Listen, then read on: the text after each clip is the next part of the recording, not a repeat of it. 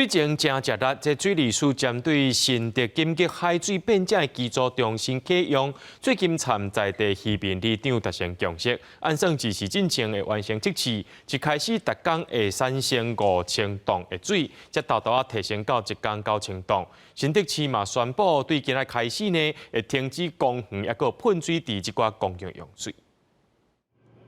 新竹紧急海水淡化厂是伫2冬前全台考花期间临时设置的，当时5个月总产水151万吨。即马因为又搁拄着欠水，需要重新启用。经过水利署甲在地渔民沟通了后，决定离时开始，搁再一次进行运作。如果没水，你没有靠它的话，大家没水用，那也是很惨。总不能凿井挖地下水吧？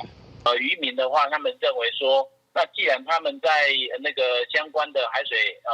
生产的过程里面，可能忧心有相关的一些权益的一个损害，那希望政府能够有相关的回馈措施。那这些东西我们在现场都有相关的一些回应，所以那个渔民他们才那个同意我们这边能够来产水。那重点就是我们这边也承诺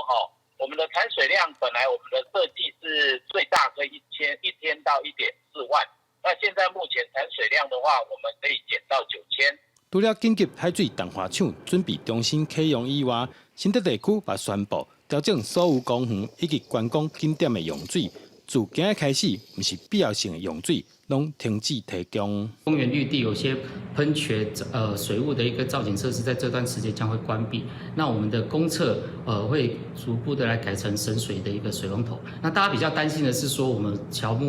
灌木植栽的一个浇灌，那我们会利用水资源回收中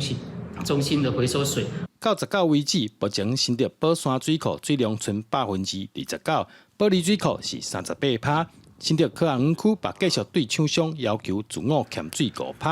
大家拢希望会当量早脱离可花所带来无方便。记者对君豪新竹报道。